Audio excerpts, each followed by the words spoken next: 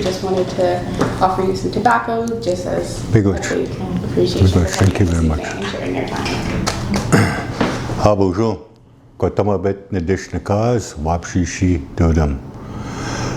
First, I'd just like to thank Finding My Power and the host for allowing me here to come and share here tonight on my knowledge over the number of years that I've been in working as as a traditional healer, knowledge keeper, and sharing our oral history and our teachings, I guess. And glad to be here tonight, and hopefully that what I share here tonight brings some insight to whoever's going to be listening or whoever's going to be watching. And so just glad to be here, and thank you for that gift of that sema. It's always good to present tobacco anytime that we engage in any kind of conversation or talking and sharing some of our stories and our history regarding culture and spirituality. I guess we'll go back to just to kind of get insight to my story, I guess, the story that's going to unfold, and just kind of give a little bit brief details, and hopefully it all comes together at some point. It can be a lengthy story, I guess. I can be very talkative sometimes, and sometimes, just go. So hopefully I don't get lost in what I'm trying to present here tonight. Hopefully I can control myself and when I get off topic, I guess, and we'll see how it goes. Like I said, my name is Kotamabit. My English name is Robert Keshane. I'm originally from Saskatchewan, born and raised there. I grew up in the urban setting of Regina, Saskatchewan. Left my community when I was about 8 or 9 years old. And in that 8, 9 years growing up in my community, my own, as we call where I'm from, my reservation, I guess, or my hometown. I grew up with culture and teachings, and I've been very grateful for that. To be able to, be part of that old ways of how we conducted ourselves and how we looked at ceremonies and how we looked at spirit as well, and how we looked at each other, I guess, and how we communicated with each other. And my grandpa was very knowledgeable. So was my uncles. Were very knowledgeable. They were, I would say my grandpa was, how can I say it? Belonged to a society that kept some of these ceremonies alive. And his was a lot of the I guess you could call it Sweat Lodge, the Sundance, the Keeseekose, as they call it, was the shake tent. The shake tent. And he didn't practice the shake tent too much, but my uncles did. Some uncles did. And at a very young age, our grandpa used to take a bunch of my cousins, my brothers, and my siblings out in the back, and he would always share some knowledge and some understanding regarding life itself, right? And even though we were poor, then just trying to make ends meet, we lived off the land. Grandpa hunted. My dad, obviously was in school, working at the same time. But there was about 2 families living in a 2-bedroom house, mud house, as I call it. But we were very rich and very happy, I guess, to at least have a roof over our head and a place that we can lay down our heads.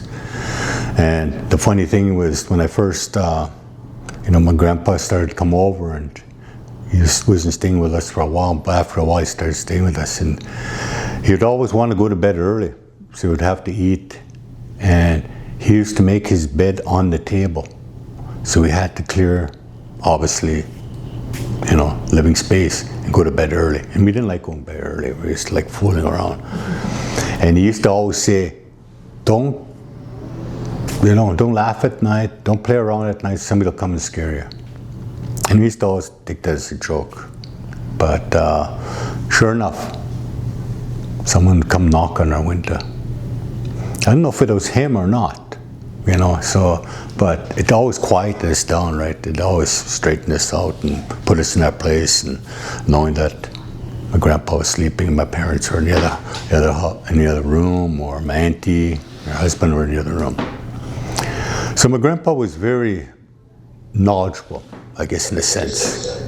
But I think the one thing that he would share is he would tell a story. And every time I'd ask questions regarding what the story meant, what it means, he would say, someday you're going to find out. He'd leave it at that. And that went on for about another 30 years, I guess, or so forth. But going back to the story itself, I asked him one time, I said, how did I get my name? Well, he says, always keep this in mind, he says. Identity and history are important. Are important to who we are as a people, he says. If you don't know your history, where are you going to go? If you don't know your identity, you're going to always find roadblocks, different difficulties in life, challenges, he says. So know your history. And this is why I'm sharing these teachings with you, he says. So that you'll know your history. You'll know your identity. You ask about your identity, he says. And I says, well, how did I get that name? What does it mean? And he finally told me, he says, he wasn't going to share it with me, but he says, it's almost like, it's an old language. And he said it's almost like one who sits in the center. Boy, did I ever find out about one who sits in the center. Anyways, I was curious and asked him, I says, did you name me?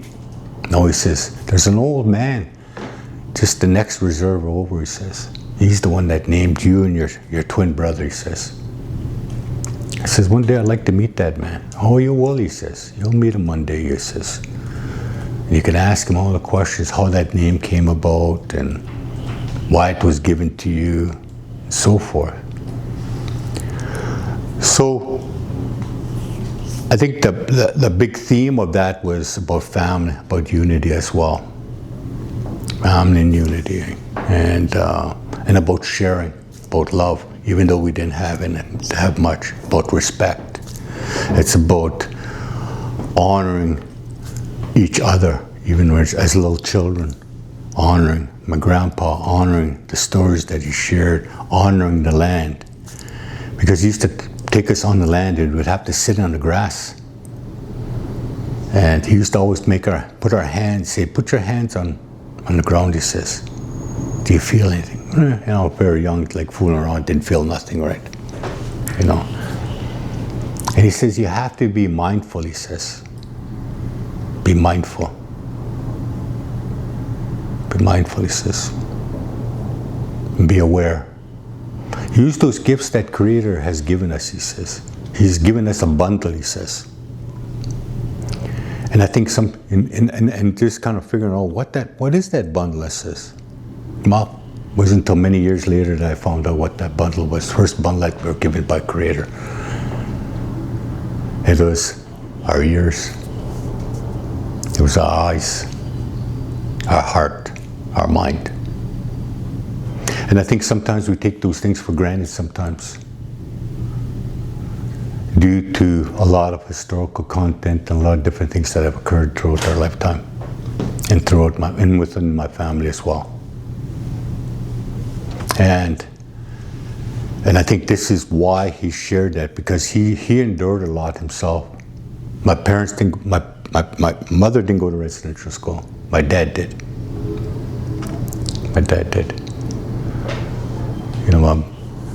So my grandpa shared that. And he says, when they were sitting out there, he says, things are going to change for each and every one of you. Life's going to change. It's going to be different from mine, he says, and how I was raised and how I was brought up. But what would stay the same is all those values, he says, in those ceremonies, and knowing where you're from, where you came from, and who you are. Those things will keep you close and keep you grounded. Always, when you get stuck, he says, put your tobacco down. Ask Creator. Go to ceremonies. Our ceremonies are the Sweat Lodge, the Sundance, and these other ceremonies that we have here, he says.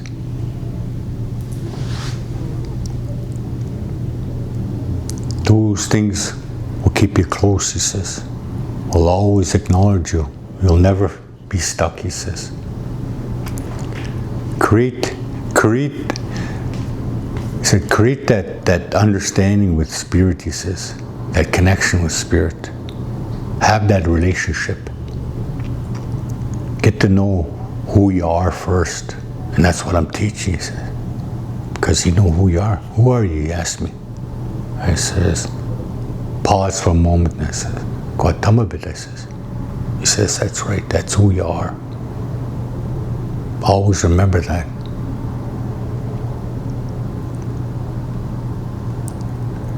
Because Spirit and everything in this physical realm hears you.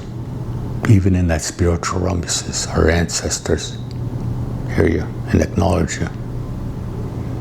When your name was given, he says, it was a time of celebration. Everything celebrated and welcomed you in that circle of life. Even your ancestors, the one in the spiritual realm, he says, were there.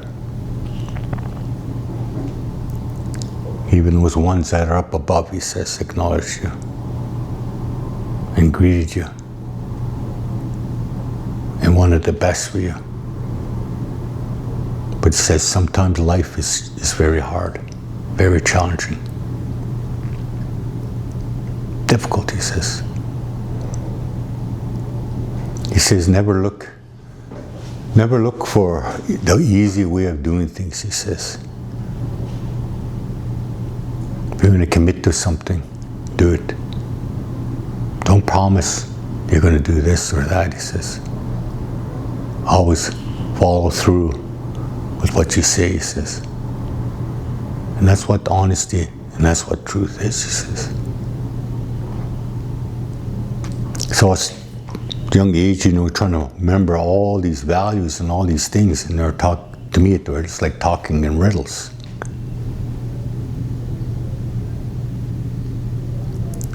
But he had a good heart, my grandpa.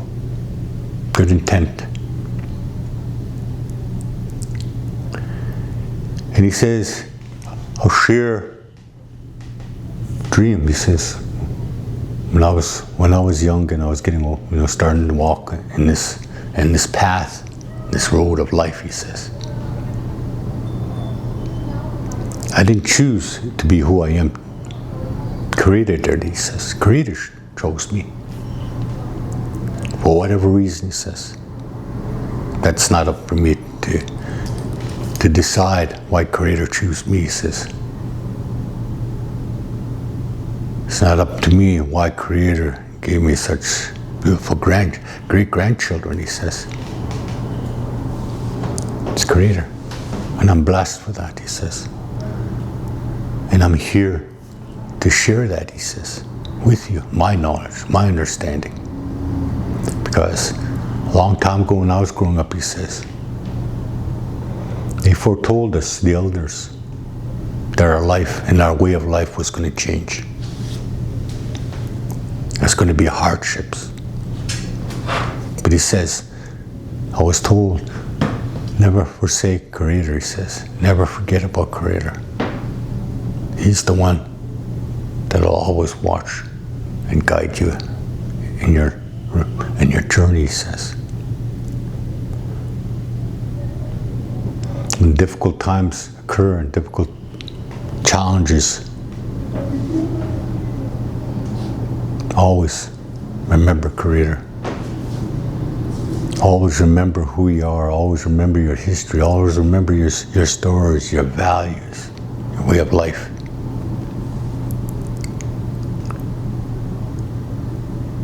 He said, maybe in your time, things will change in the environment, the way of the Anishinaabe people, he says. But they were told that things were going to change, life was going to change, hardship was coming, addictions. And it's going to tear us apart as a people, he says. It's going to divide us. And those are affected by is the children. The children, he says. These young ones. Some of them will never know won't know their history. Won't know who they are.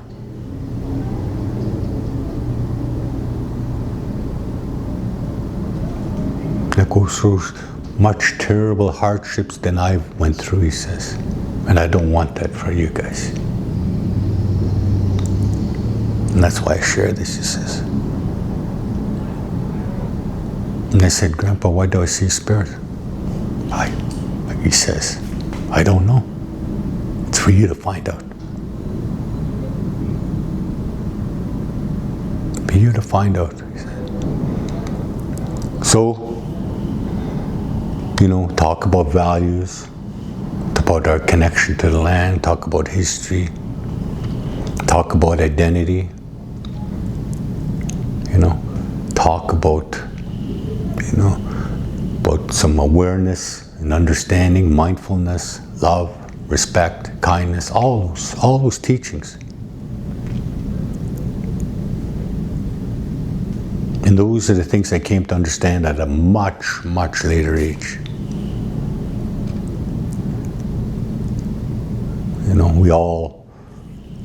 We're all put on this physical realm for a reason. We never came here with bad intention. We all came here with a good heart.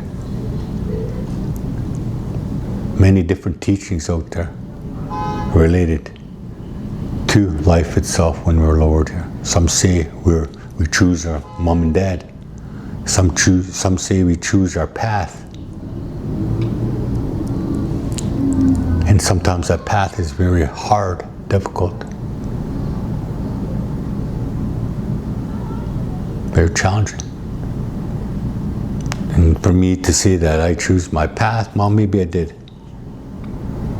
Maybe I did. But Spirit and Creator has always kept me in the straight and narrow. It's always brought me back to where I needed to be and where I needed to go.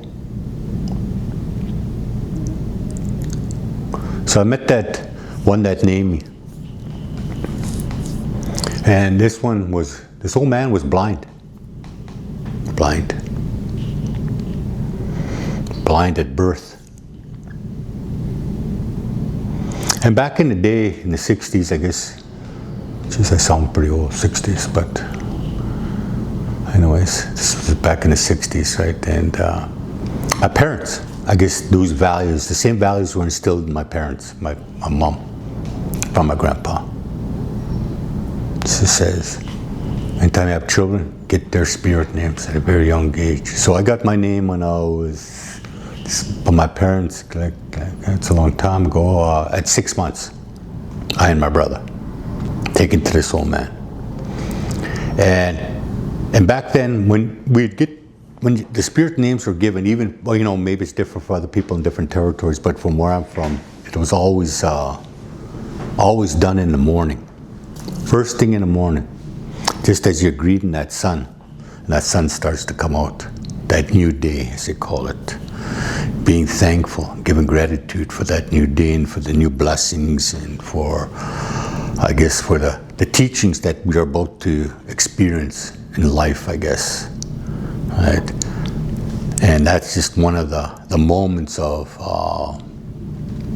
I guess, of contentment, gratitude, and, of nurturing and love, I guess. And probably more, so just to name a few. So I had the chance just to sit with him and ask him,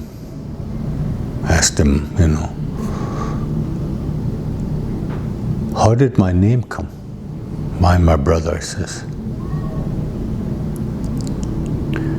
Well, he says, when you're very young, I don't think you'll remember, he says. You just about died, he says. Just about passed away.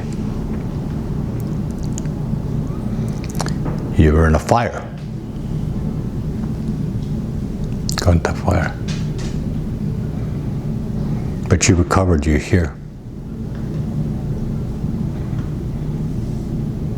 He says, I never questioned Creator. He says, I'm blind. I heard on community. There was some baby that got burned. Still alive. I just put my tobacco down, even though, I knew your mom and your dad, but didn't really know them at all. But put my tobacco down, he says. Because that's what community does, he says. We show that support and love when things happen, he says.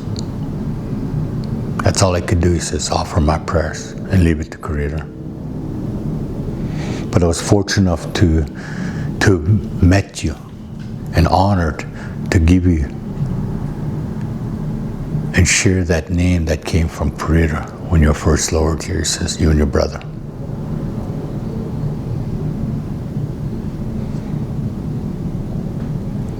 And that name that was given to you, what it means is almost like one who sits in the center. And it's the best way that was shared for me from him, my parents, is almost like responsibility. And back in the 60s and 70s, life was hard. You had to, chores. Take care of your siblings. Prepare foods for your siblings. Sometimes babysit when your parents are gone out doing whatever. Left home alone days on end. And I think that was sort of the process of how I didn't like that name. Or how I became a little bit rebellious, I guess, or angry with resentment and anger. I wasn't aware of it at that time. But he says, that's what your name is. But your other brother's name is Squeepy Tung, he says. Your twin brother.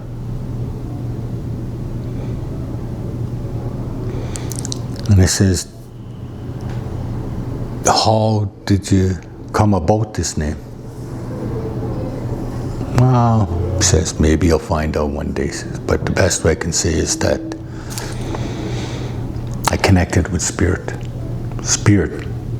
Creator, your ancestors, all bought that name, gave that and so I can share it with you, he says.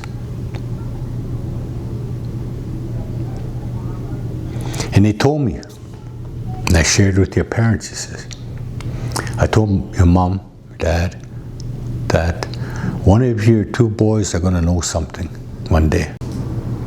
And I was listening. And I says, just more curious and just kind of listening, but trying to take everything in, and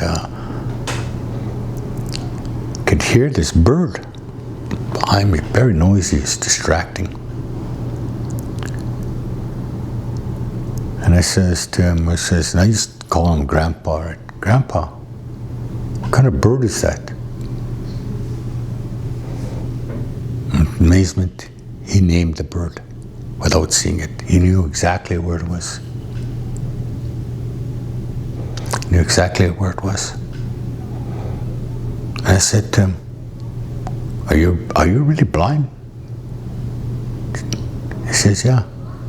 Just because I'm blind doesn't mean I can't see, he says.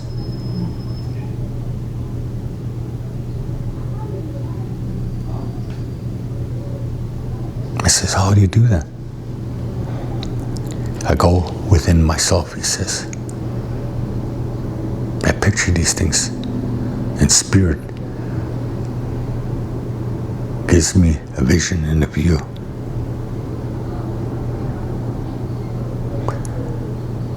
And I thought about that in my years growing up and changing my life, and what he meant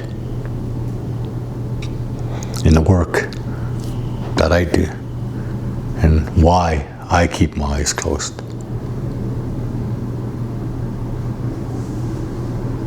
Because it gives me that connection with Spirit, Creator, and my ancestors.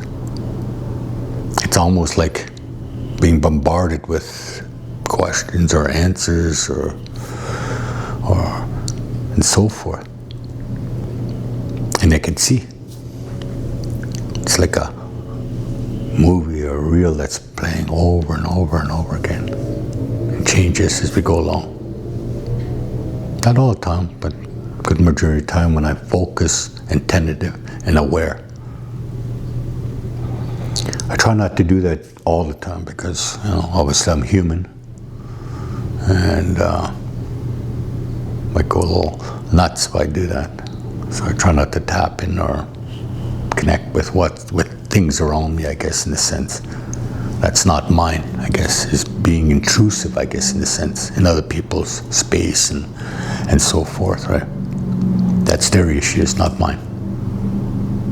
The only time that I intervene is when I'm asked or presented tobacco.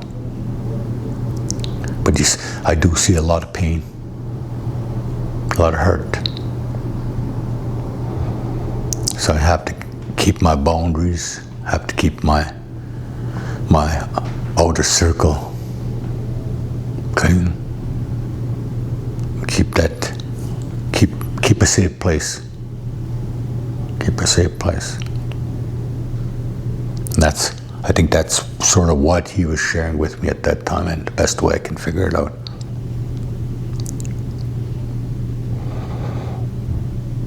So he shared that name with me, and shared a lot of insight with me. And that was the last time I ever seen him. I don't know. Moved to the big city. Got into that a different path, I guess. Different journey itself.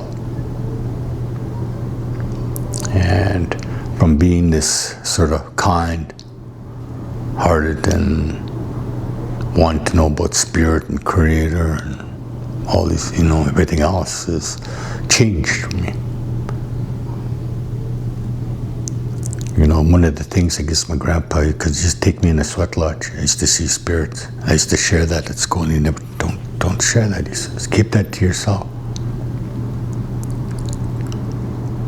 And I thought everybody did. And I guess in a sense we all do at a certain age when we're young. Then it's filled with other things through our lens or what we hear. That distorts that, disrupts that, I guess, that connection. And I think that's sort of what he was saying when he was young. Things that he experienced.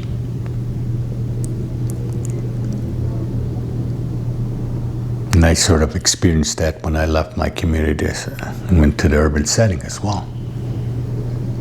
So I'm really no angel, I guess, in a sense. Been incarcerated. Not to be proud of, but it's the past. But I think there is an understanding there that maybe I needed to experience that. I needed to experience that in order to get a good perspective and view of that commonality that we all have, in a sense, right? That we all struggle with addictions, physical, emotional, lateral violence, shame, guilt, anger, resentment, all these things. I experienced all these things. You know, even grief and loss, experienced these. And I think these are things that need to happen. And this is why I say sometimes that they say that we choose our path. And I think, if I reflect, go back on it, I don't think if I could change it, would I? Maybe, I don't think I would. I don't think I would. There's a lot of things that I regret or shameful of, but don't think I will. So, it wasn't until my 30s that I followed a different path. I was always pushing spirit and creator away throughout those 30 years, neglecting myself and harming myself and fighting a battle with myself. And I think one of the interesting stories that as I began to change and grow up a little bit was his teacher used to say, when you fight yourself, it's a battle you're going to lose, he says. Fair enough, he was right, because I was doing it for at least 15, 16 years. And each time it was a losing battle. But each time when I felt like it was rock bottom, I always somehow managed to get myself out of there. A certain situation.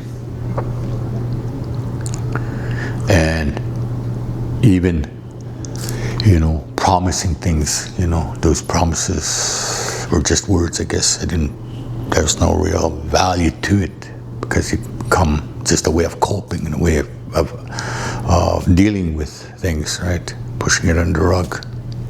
Then it wasn't sincere. One day I says, no, can't do this anymore. Can't keep hurting myself. So I decided, ask Creator to help me.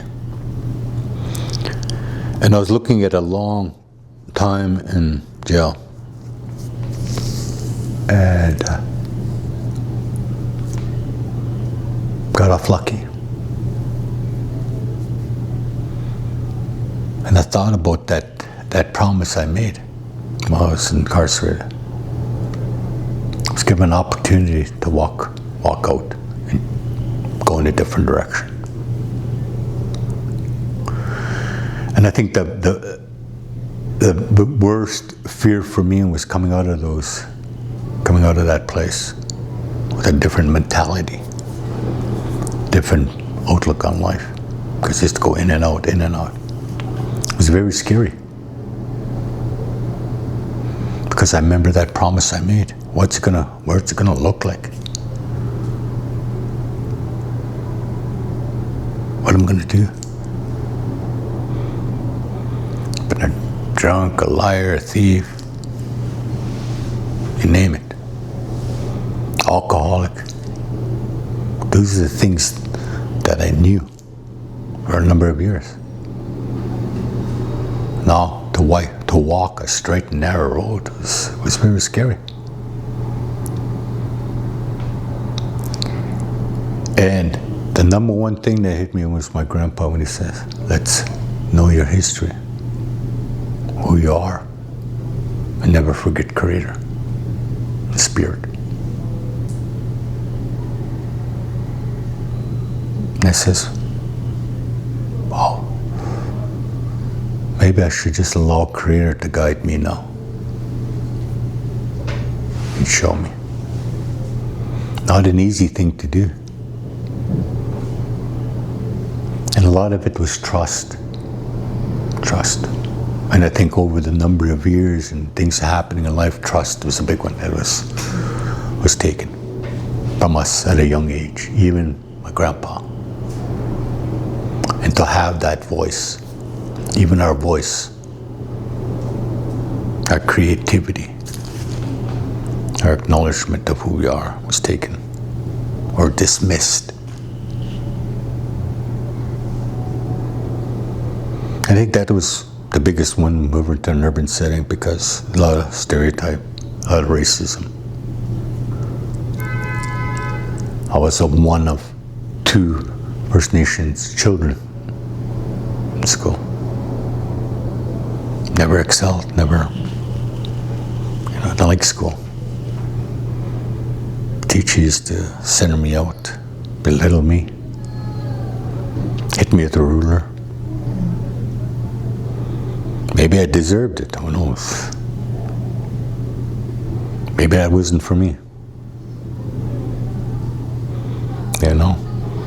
Because I always found that English language didn't make sense to me. Couldn't understand it. It's just hard for me. Vocabulary, everything else. When I sat with it and processed and think about it, it made total sense and different. So that's what I do now. Just sit with it. So I didn't grow up with much of an education. But my other siblings did.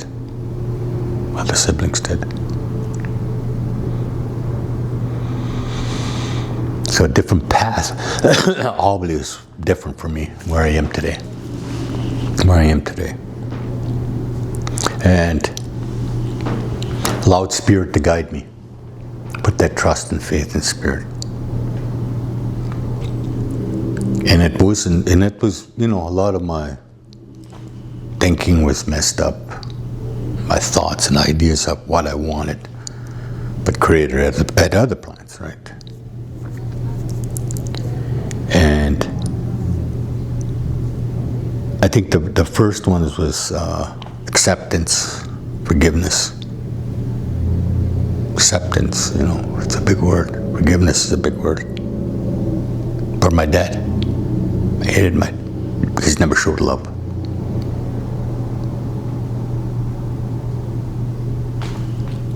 So that was a big one for me, acceptance, forgiveness. The next one was, again thing, was grief. What is grief? How do we look at grief? How do we understand grief?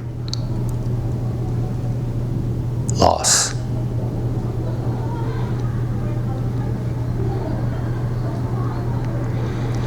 And I think that was the heaviest thing that I had to acknowledge and be mindful of, because that grief affected who I am. Even shame, I guess, was part of it. Guilt. And the loss came from losing my older brother and my third oldest brother. And I think the grief, shame and guilt were part because I didn't really, we grew up together, but I went on my own at a young age, right? I did my own thing. My mother used to say, don't go with that guy, he's crazy. Just how I viewed life, I guess, didn't give a shit. But respected my brothers, respected my mom. Never swore at her. Never took anything from her. But that my dad maybe was the opposite. But I think part of it was because not being around my brothers. As they got older, not hanging out. Those two that I lost were very close. But yet I mourned for them in my own way. Maybe in silence, maybe not sharing it, not opening up, talking about it, how it felt. I think that was the worst thing. Not reaching out for those loss and the things that I was experiencing, things that I was feeling. Because we were taught to never, that age, in the 60s, not to cry. Be a man.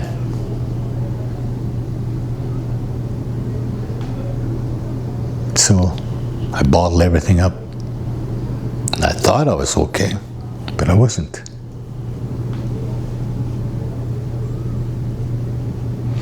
So I had to go through that process of letting go. Let it go. Letting all that go. And change my outlook in life, change the scenery of where I grew up, the city I lived.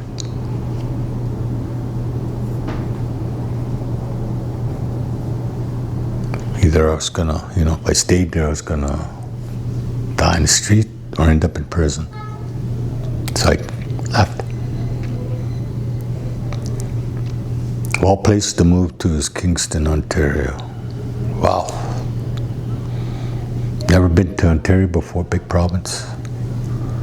I was saying, went downtown, walking around. Jeez, I don't see any natives. They're all white looking, I says. Brendan says, starts laughing. He says, no, they're natives, he says. They're not as dark as you, he says. But they're natives. There are a lot of natives here, he says. First Nation people. So stayed there, then moved to Ontario. Toronto. And I think that's where slowly things start to open up as far as insight, as far as ceremonies, as far as meeting different knowledge keepers and elders and grandmothers, I guess. And just people in general. People in general, I guess, have something to share. And I was always told, when somebody comes in your life, don't dismiss that, don't turn it or push that person away because they have something to share with you. And you'll miss that opportunity, they said, just to say. May not mean nothing, but later on it will. So value who comes into your life, into your space, he says. They're there for a reason. So I try to honor that in a good way sometimes.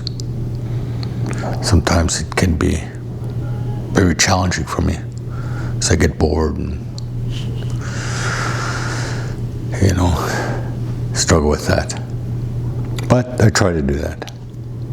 But I was always interested in some of the knowledge keepers. And one day I met this gifted elder, my teacher, as I call him. His name was Adam Ogama Benesi. His name was Adam Lucia from Red Lake. And at that time, I was looking for my spirit name. And again, goes back to historical things that happened, that we lost our community lost, our family lost our clan, our community lost our clan. My parents didn't know what our clan was. And they say that we as people traveled along the Lake of the Woods to settle in Saskatchewan, around Kenora area. They say we're Saulteaux, but I think it's kind of similar to Ojibwe, similar language. So they show a history of that. So they didn't know what the clan was. But anyways, I went to see this elder. I remember being nervous and walking, going towards the long hallway, and he's sitting there, look at me coming down the hallway.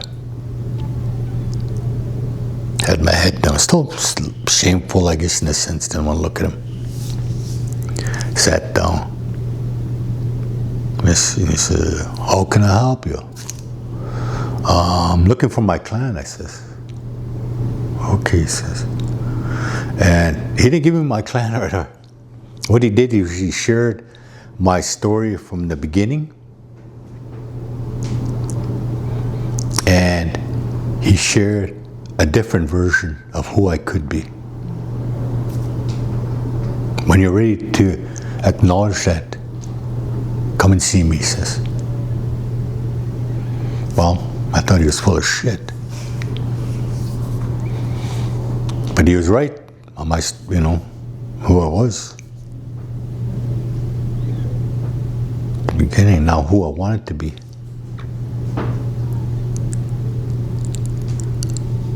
And I didn't go see him for 2 years.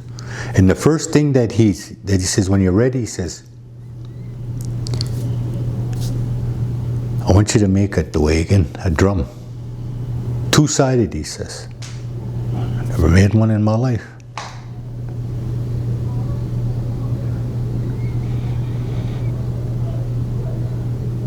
And I understand that whole part of why he wanted me to make that drum. Represents the heartbeat of a nation, of a people. That we're all part of that nation, in that life circle, I guess. We all have a heart. We all had good intentions. We all struggle. We all have hurt and pains. We all grieve. People pass. We lose things. We're faced with addictions. But life still evolves and still flows. And that heartbeat still pounds for us. Still lives for us. Still tries to create good things for us each and every day. And I always try to remember that, because my teacher used to say, it's because something is flowing in front of you that's not you envision it's flowing it. There's always another scene on the other side of it. It's the ability to see that and understand that. It's not always going to rain on you, only if you choose to allow it to, he says. So I try to take everything in life as a teaching and look at it as a teaching. Something that's being shared, even with our homeless. It's always a teaching in that.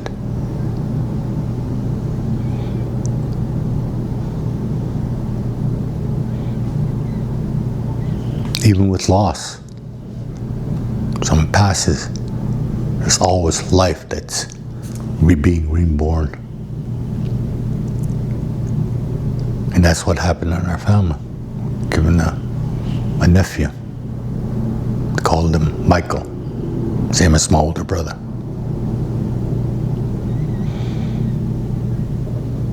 To lessen that pain that we were all going through, even for my parents.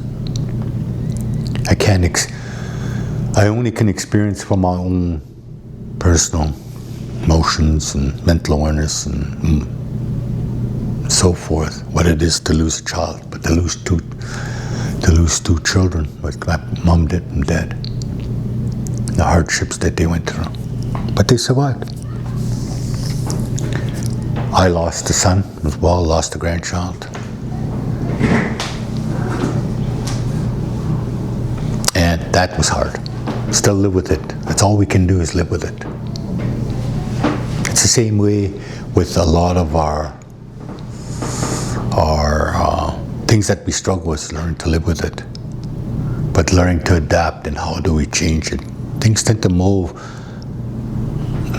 very slow.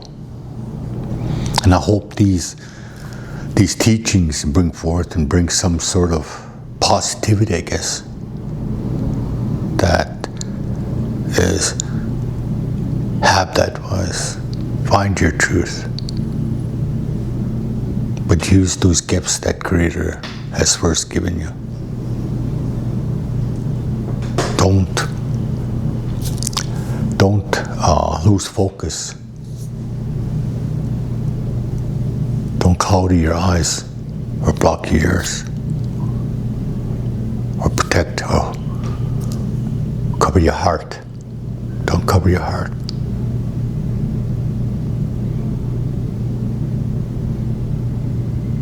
Because I went through so much of that and experienced that.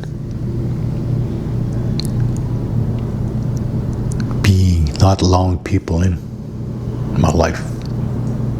Being a loner. Biting. Took me many years later to find how that was related to that big drum that man told me to bring. To have that voice, to share that voice, to open your heart to the people and spread it out. And knowing all that sinew that keeps that drum together will stay tight. You can look at that as resources. You can look at that as knowledge keepers seeking out. And we'll all have to go through many of those, repeat those over a period of time before we find our own journey. Because we're like that drum, we'll just continue to go around that circle continuously.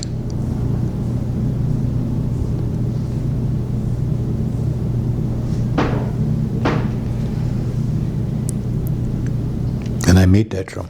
I put that drum together. And I think the first time that I put that drum together, I did it wrong. It was such a rush, he told me. And then somebody touched me on my shoulder that night. He said, God, it was slow down. Don't be in a rush. Enjoy the experience. Enjoy that path that you're on, or what it is. There's always a teaching. It's not how quick you get there, it's the journey itself. So I did. Got it together right, perfect.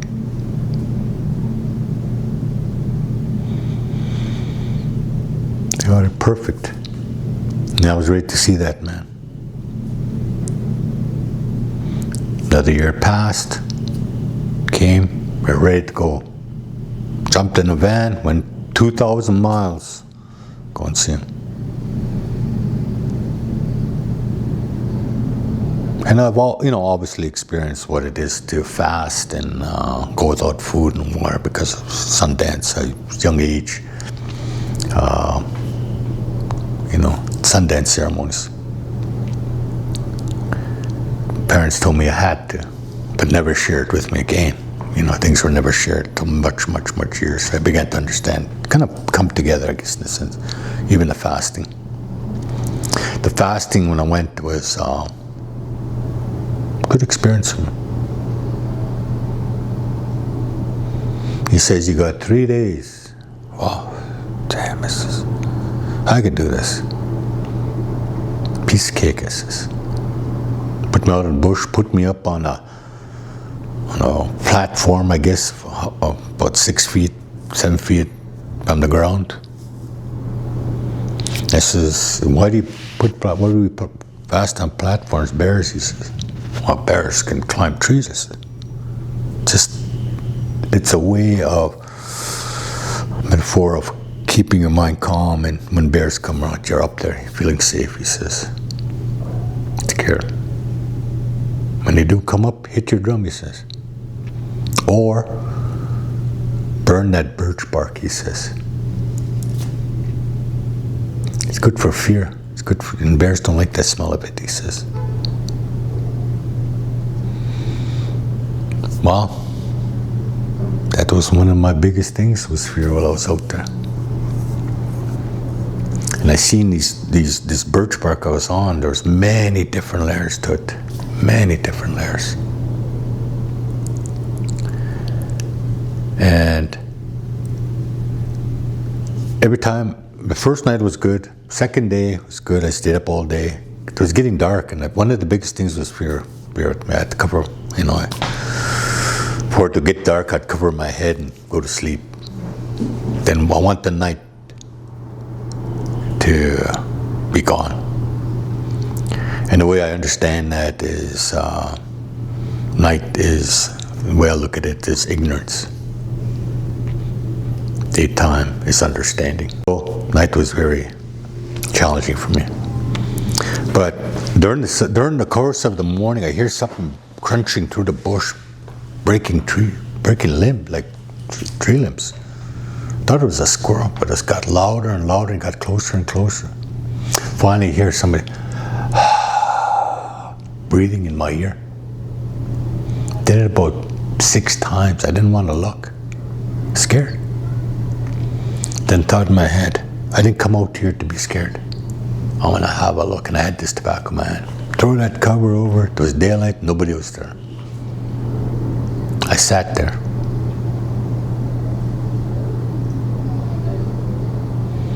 And the biggest thing was, for me, was Spirit wants to see us for who we are. Doesn't judge. Doesn't matter what we've been through in life, our difficulties.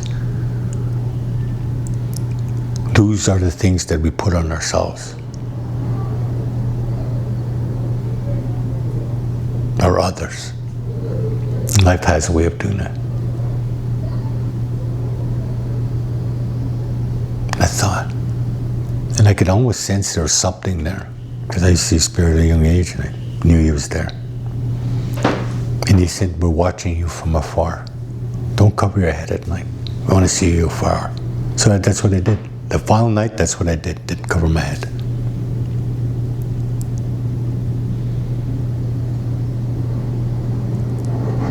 Fear.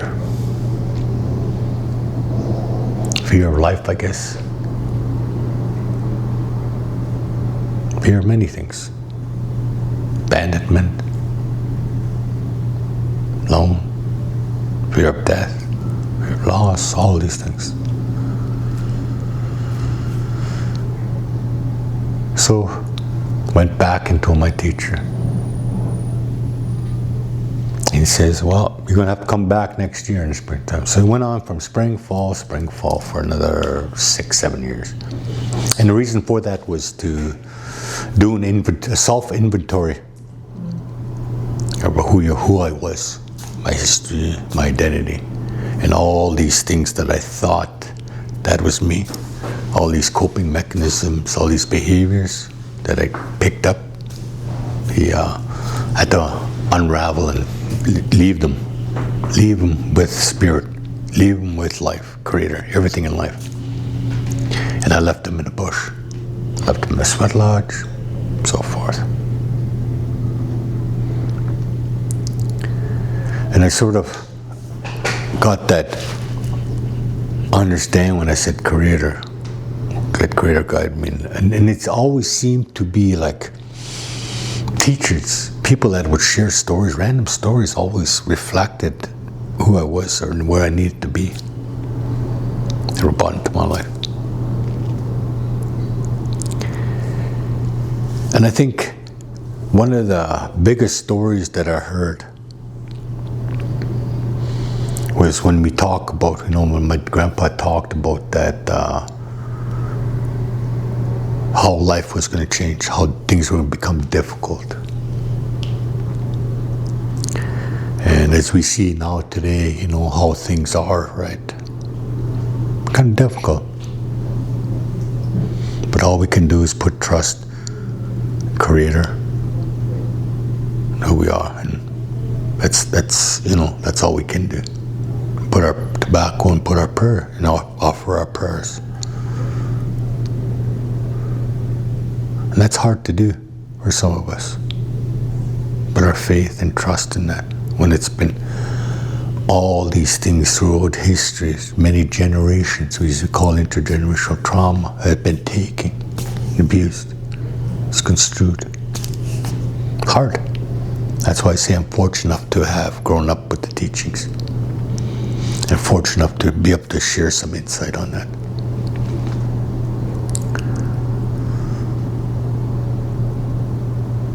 But they say, I always was told that when we're first lowered, we know who we are. The ceremonies are embedded in us, in our blood. Memory and life. It's just understanding it and have that vision and insight and that hearing, that connection to heart, to understand it, what's unfolding and what's happening. What's the teaching here? What's Creator trying to show me? And just to elaborate what I'm talking about is that when it's like teachings happen for a reason. it's like if we avoid those teachings and suppress them, as we get older, 35 to 40, that's when we start to experience depression, anxiety, medical issues. And it's harder. It's harder to, to work through that, because then we're on medication and so forth. It's heightened, I guess. Because Spirit doesn't want us to hold on to those things. Because He wants us to live and experience life. And that was, obviously, for me, in my 30s, to be able to recognize that and understand it and change it. I thought it was difficult then, but, it wasn't too bad. So, that's what I mean. And it's like these teachings, you can push them down and, but you can't go underneath it, jump over it. They're always going to be there for you if they're important. And that was something that I had to understand, because I had to backpedal to some of those teachings while those 8 years I was in the bush. This reflecting Spirit was already giving me these teachings, already, these gifts. I had to go relearn them again. And that's what my grandpa used to say. The land itself is your greatest teacher. Life is your greatest teacher. And he's talking about life, everything in life here. Go spend time in the bush, and you're lost. But here I was fearful of the bush too. But I went anyway. Go reconnect, get to know yourself, get to know Spirit and Creator. Obviously, Spirit had to show Himself and scare me in order for me to recognize and understand that. So, another 6-7 years of learning and understanding what those teachings were, because I was dismissing it because I hated responsibility at a young age. Even though my name was Kotambat, there was too much responsibility for me to handle it. So I had to go relearn it. Now I just, let Creator guide me. And always places me in the right place, I guess. I'm still human, I still make mistakes, I still get angry, I still swear. But, overall, it's been pretty good. So, that sort of all reflected, all those things that I shared here tonight, sort of came about in one bigger picture and summarized everything up for me. From a young age, right up to sitting with that elder that shared that story. And he shared a story. He was just there, at my teacher's camp, I guess, and he was there for ceremonies, just hanging out. And he was from a different community in Red Lake, outside Red Lake. And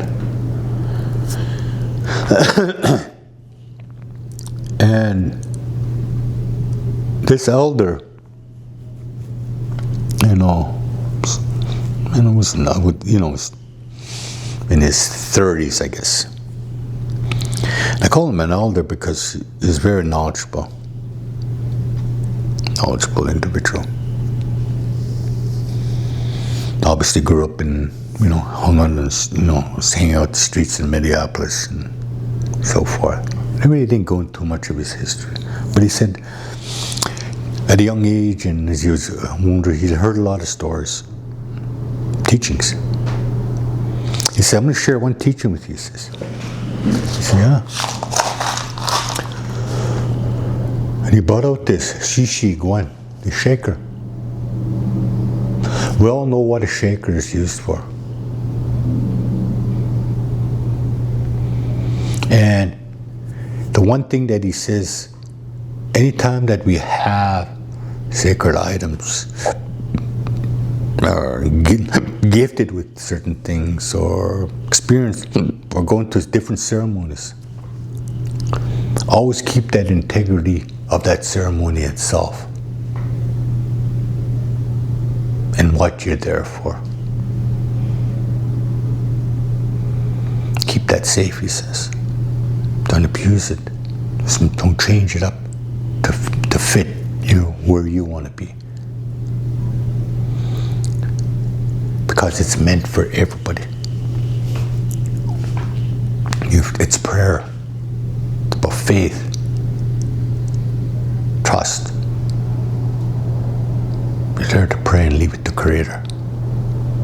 Because Creator had said that when we're Lord here, He'll never forsake us. He'll always be with us. And I think sometimes that's hard.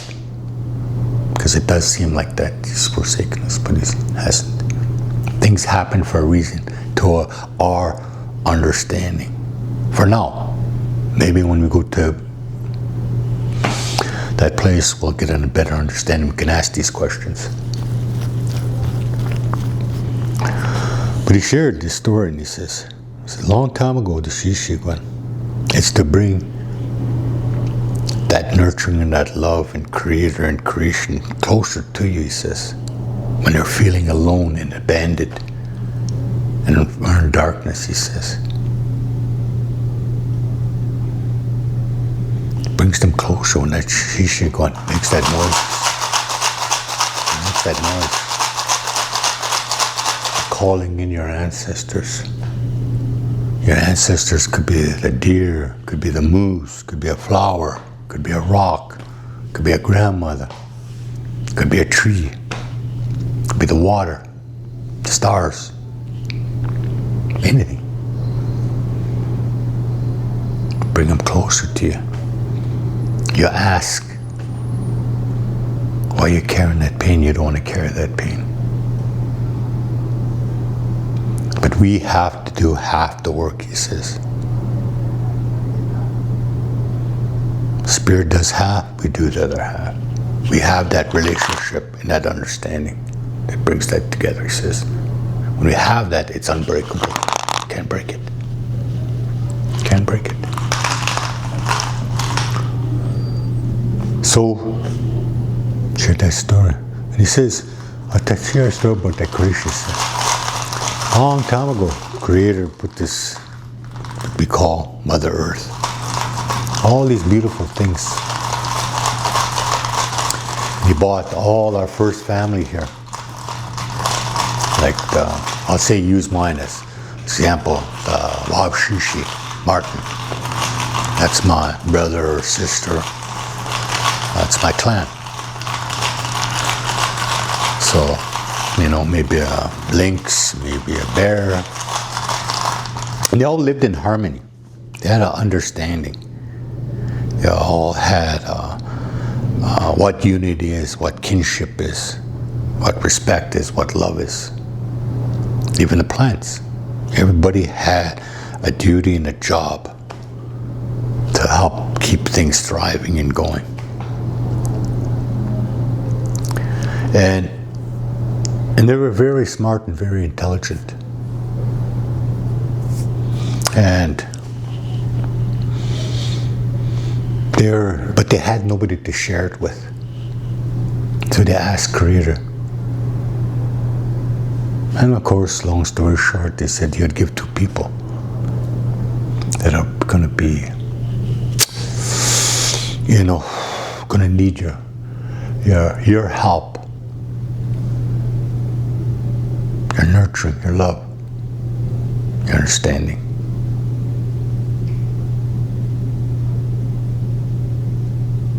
Give two people, he says.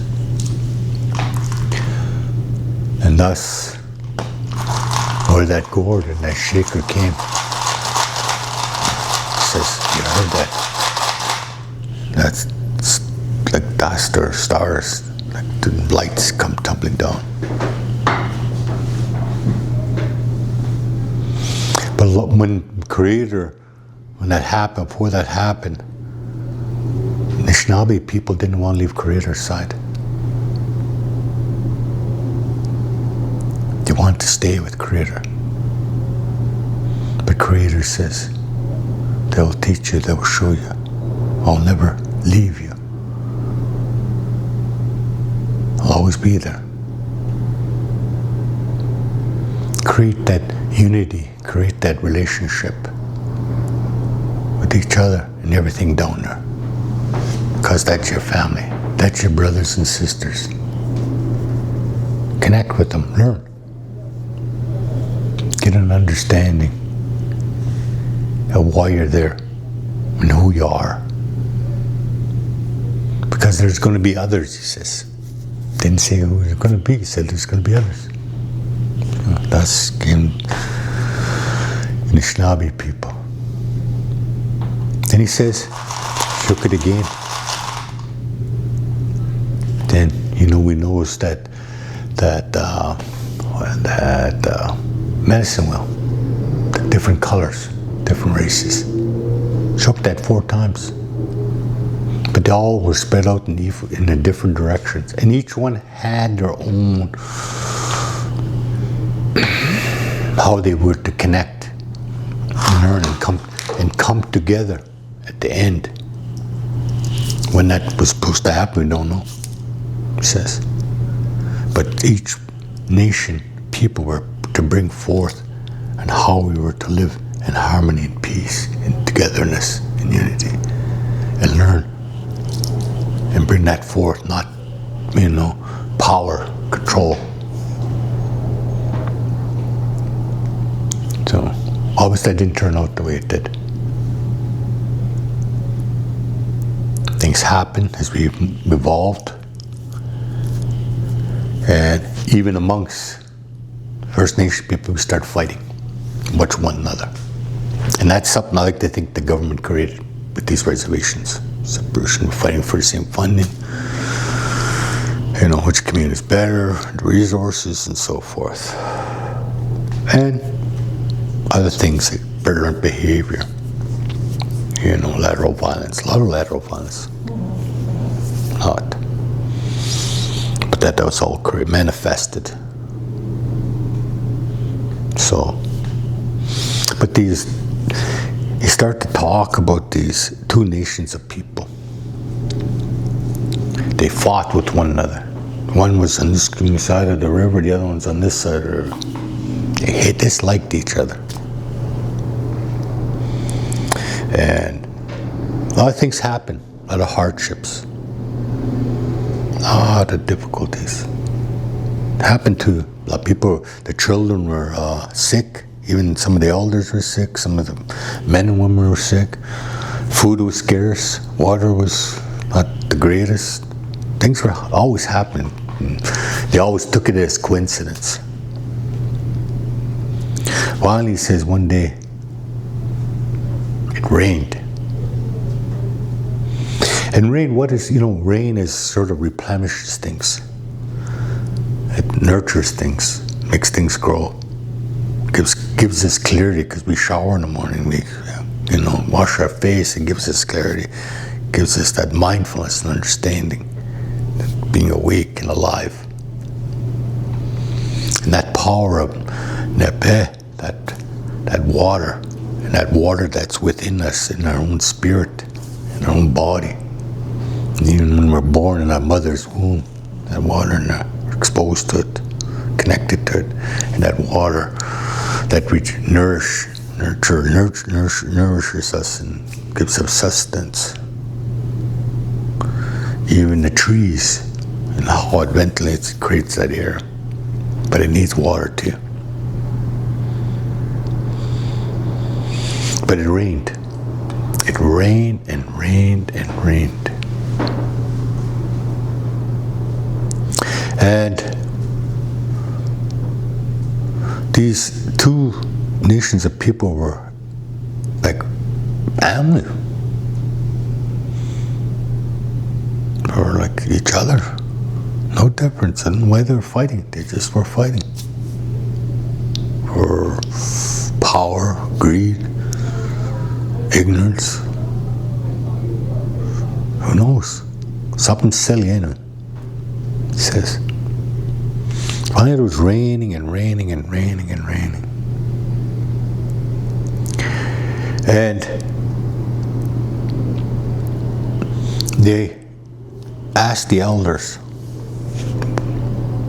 They couldn't sustain all this rain that was happening. Something needed to happen. They asked the elders to talk to the spirits and stop this rain.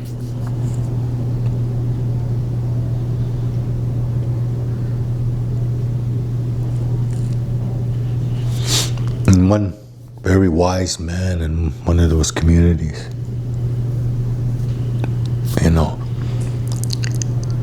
he says he'll take it. I'll connect with spirit. He says, I'll connect when I'll dream it. He says they'll show me. I'll ask. And this went on, waiting for that sign, that dream. And sure enough, he had a dream. And he was told that there's one individual from this side, a young person, and another young person from this side. And this young person on this side of the lake, you could see a spiritual being. On this side, he's seeing two spirits.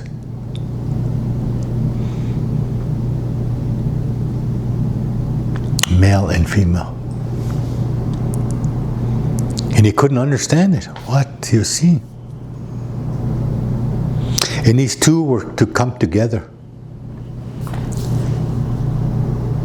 as a community, so forth. And they would have a ceremony.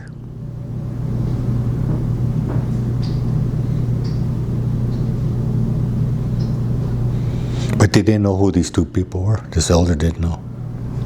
So he went around the community and, they started asking.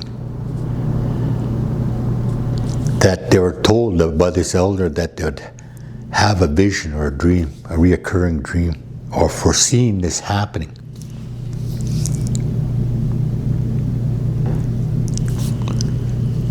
And the same thing, after these guys met, these elders and these two elders met together how to stop this rain, and he told his community the same thing. Out.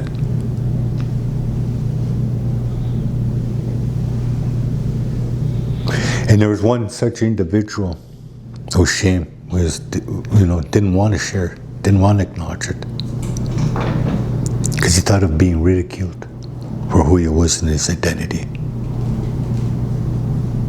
Didn't want to do it. Because he used to say, and how he worded it at that time, and didn't mean by no means derogatory or disrespectful. He just says he had a sort of a feminine side, he says.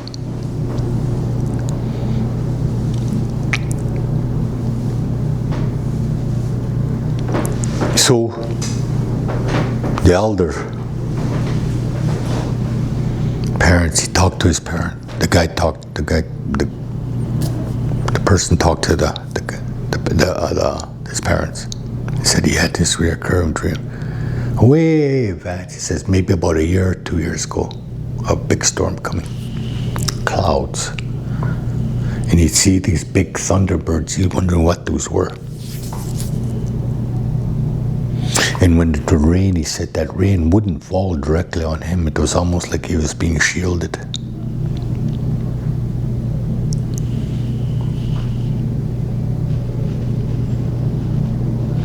The other one had a reoccurring dream, but he was more like lightning and thunder, but he was getting rained on him,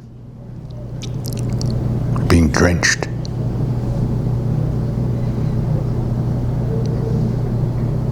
They spoke to their knowledge keepers, wisdom, and elders. So after a while, they got it together. They communicated and says, we have the individuals.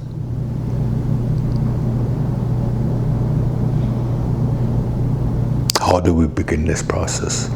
How do we undertake it? What do they have to do? And the elders there, at one side says, we've got to put our trust and faith in these young men. That they know what they need to. All we need to do is support them, guide them, not scold them, not tell them what to do or yell at them, but support them and guide them, nurture them. So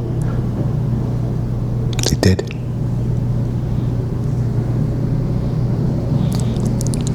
And they went by a big fire. Big fire. And they were given each a pipe.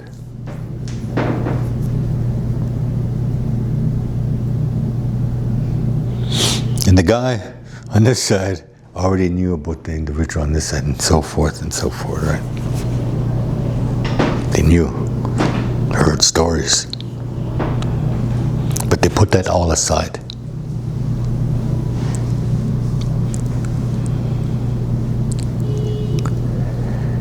And they were given Keshane, brand of different, what we call ceremonies in their own language.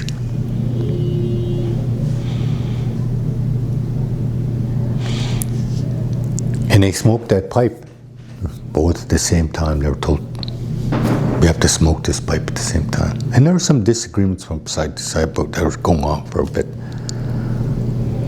But they try to put those all away and try to keep it, respectful for each other and honoring, respecting each other, because they knew it wasn't about them, but the community, but the life itself, life itself, I guess.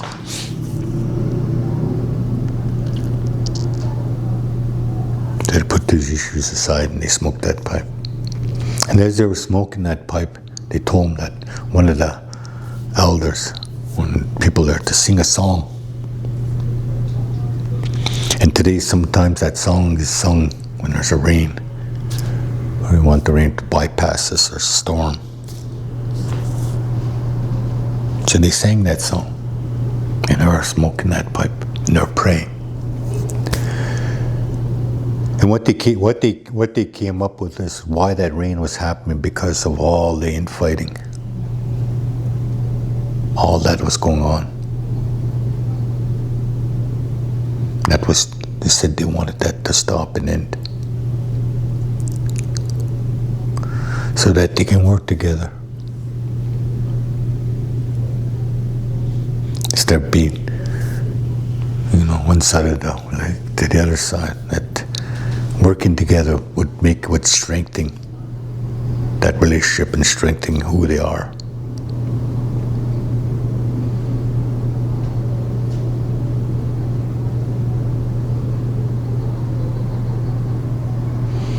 And they were given that gift of that ceremony.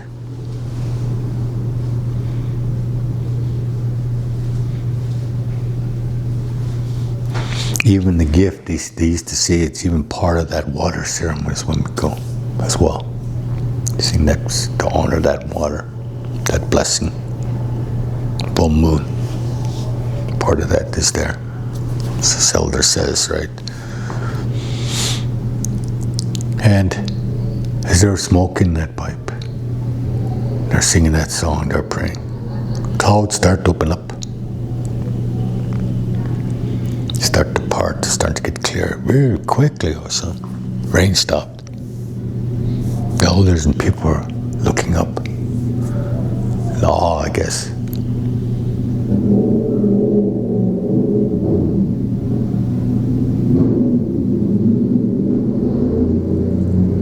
And after that was said and done, they all came together and had a big feast.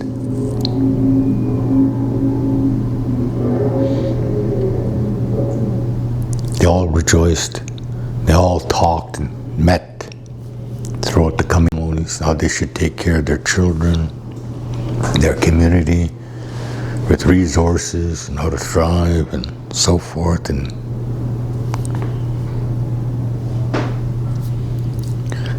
And today, that community is huge, big.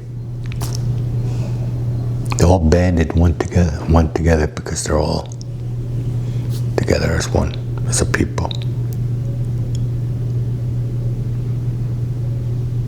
You know, they still have some of their issues, but it's thriving, he says. He never named the community, but he says they're thriving. I kind of had an idea.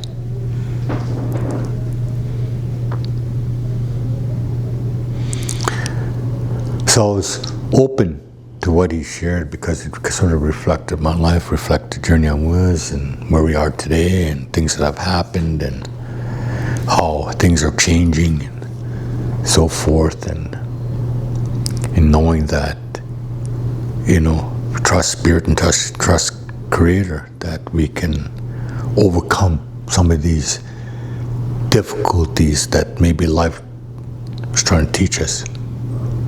You know, it's like it's been hot all summer. Maybe there's a reason, environmental, right? Because they talked about that, right? About fires, flooding. So,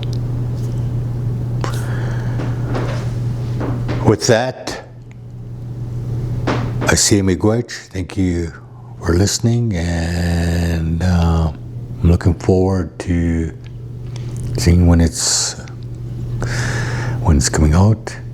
And say miigwech, and everybody have a good night, and take care. Good. Pamapi, guapoma, guapoman. Miigwech. Thank you very much. Typically, we have like a small Q&A after, if any folks online might have any questions. So we'll kind of leave it open for getting you requests. But that was really great. Thank you so much for sharing. So we'll usually just use our chat, ask if anyone has any or even reflections, not even just questions, just things that might be coming up for folks after hearing it. One question that's kind of coming to mind for me is like when you were speaking kind of about that lateral violence in our communities, and like talking about now like in urban settings where we have so many of people in our community who are like mixed ancestry now and like entering spaces, Indigenous spaces, and like accessing ceremony. How would you, or what would you advise or suggest folks when they're entering these spaces that might feel like anxiety or like maybe disconnect to be able to enter these spaces? Well, I think the you know, it's like, you know, our home is our lodge, right? We keep, that's our sacred space, right? No matter how you look at it, whether it's a sweat lodge or so forth, it's a sacred space. It's a place for ceremony. It's a place of reconnecting, right? And I think we as people put barriers in place. We put these things or mandates or how it should be, you know, who should be serviced and so forth, and depending on race or color. But for me, as a child, my grandpa would never turn away anybody that wanted help, whether they were intoxicated or they're abusive or getting to or know about their violence with their spouse. They always give them that opportunity and that space to come in there, to sweat or acknowledge or to share.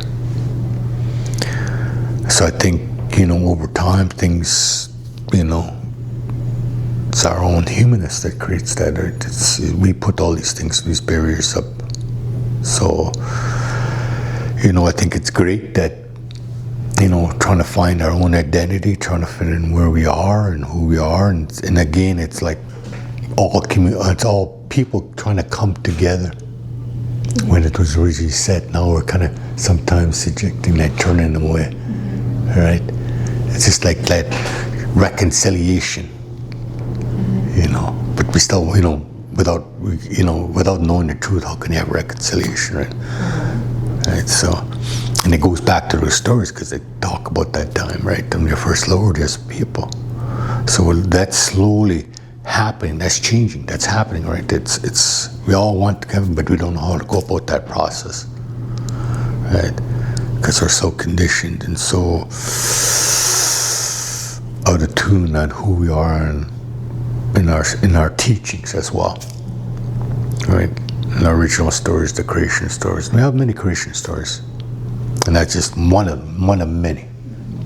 But I think that's sort of, this one always seems to stand out for me, right? And and I think without anybody's help, like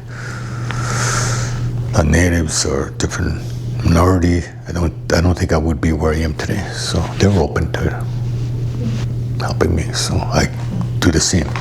Yeah. Much for that. Anybody else in the room have any questions? I just a comment, I guess, really. Like I really liked you describing kind of like life experiences and things you go through, like viewing that as like opportunities for teachings. Whether it was a positive experience or a negative one, right? Like I think I definitely feel the same way in kind of my own healing work and reflecting, that whether what I went through was good or bad experiences. I there's something I'm always taking away from that. Usually learning something about myself, right?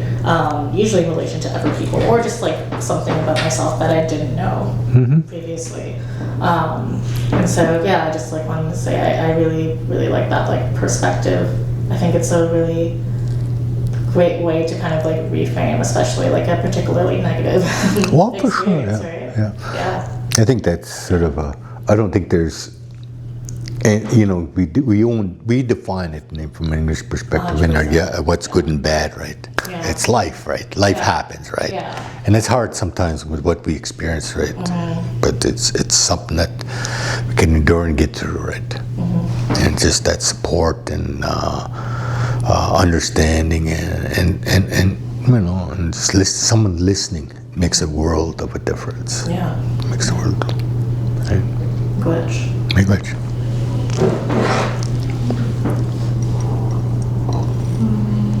So question on the line, we're going to keep you back from our teaching. That's right. Hopefully sometime soon. Yes, hopefully. No, I don't have any questions, but I don't know, I just think I'm just sitting in reflection with what you were just sharing tonight. So I really appreciate you just sharing your stories, and I think it does touch upon that relatable aspect of going through life. And how it can be hard sometimes, but going back to ceremonies and creator and spirit, and then using that as your guiding way. Yep. I guess when I was growing up, one of the biggest things was that the acknowledgement and guidance from the elders, or they voiced, they shared. And I think a lot of that sometimes missed because of historical things or shame of being who we are, and it's not our fault, right? And I think sometimes we take it personal that it's our fault, which in reality it's not. It's put upon us, right? So I think we need more voices and more of our elders and more of that acknowledgement of the culture, the spiritual, or these stories that can be interpreted, and message can be interpreted in how the audience understands it, right? But that's why I always say history and identity are important, right? Very important. Gives us a sense of clarity and awareness. So I think we're slowly coming full circle to that, right? And sometimes it can be fearful, and we can feel lost in that transition, trying to seek that support in those ceremonies, right? And and it's unfortunate, but hopefully, there's more service like that. However, it's shared, and obviously it's new technology. We evolve, right? It's all good. And I remember not too long ago, we used to use the pen for recordings on paper. Went paperless, now computer. The session, that computer was shut off for no reason. Maybe they didn't want us to, but it took time. After maybe a couple of weeks, sort of leveled out, stopped happening. But again, it's just, things like that, right? And not prevent us from moving forward and just keeping that integrity of that ceremony and the purpose of it and what it is and that connection, right? I think that's the biggest thing, and try not to alter it to our own, asking, right? So, that's all we can do is ask. So hopefully, that gives some sort of guidance or reflection, I guess. Right, so, my gosh. I think that part resonates too when we talk about ceremony and keeping that integrity. Like ceremony, even just doing a smudge at home on your own is your own kind of ceremony, or holding tobacco and taking it outside and asking for something that you need from Creator, and being able to still hold those spaces even if maybe you're not in a big community or have access, that you can still have those and do practice on your own. Yeah, and I think even with smudging, right, it's kind of we get so accustomed to the routine of doing this, and it's not really understanding that we're connecting with that relationship with that smudge, right? The integrity of what its purpose is. My baby, very young age, brought me back to that. She did a show and tell at school. Said, how'd it go? I thought, it's going to be terrible and they didn't like it, or because they're all whatever. I said, went good. They like the smudge, she says. Do you want a smudge? I said, sure. Got from work. She smudged me. Stopped me. That's not how you smudge, she says. I'll show you. First you smudge your ears so you can hear good things.